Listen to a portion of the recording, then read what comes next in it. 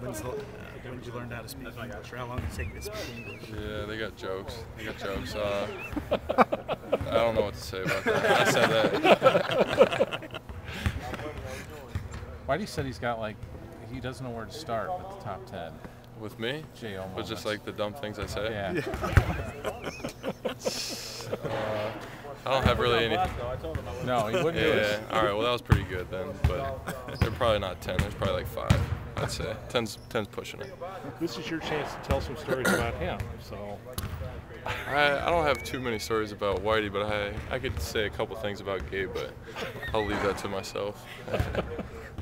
What's your relationship with those guys, though, in seriousness? You guys are from, Gabe from London, Whitey's from Ohio. You're the local guy. What's kind of the relationship been like and built through the years?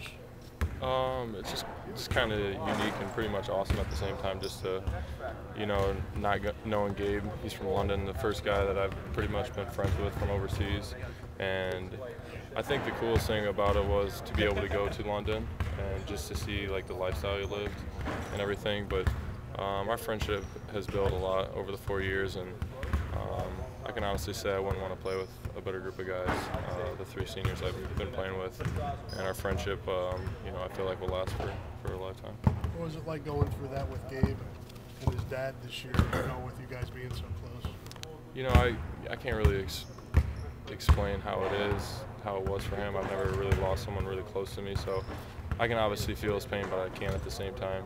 I thought just being there for him, doing whatever he needed to do, but not overdoing it at the same time was key. And just to see how he handled it and to play that day.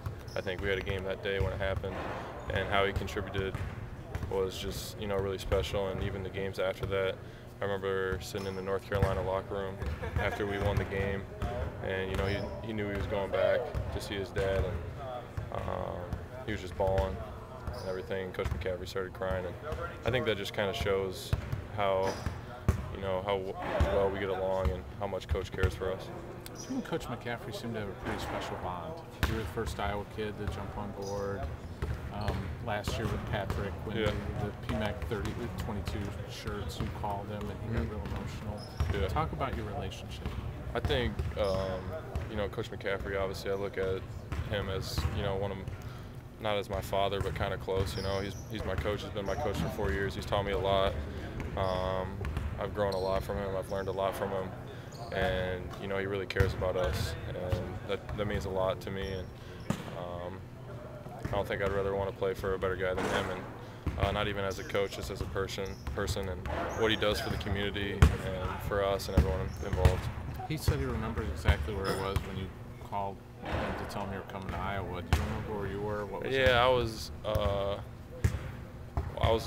I was going to commit to Minnesota because no one really, Coach McCaffrey, they recruited me a little bit but didn't offer me, and Licklider didn't recruit me at all.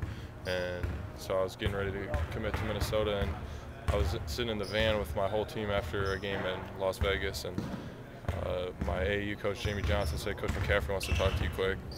And I was just like, all right. And so I talked to him, and he said, I was just at your game. We want to offer you a full-ride scholarship. And right then, I knew I wanted to come here, but obviously I didn't want to, I planned my visits with Arizona State, Minnesota, so I knew I wanted to come here, but still had to show them respect.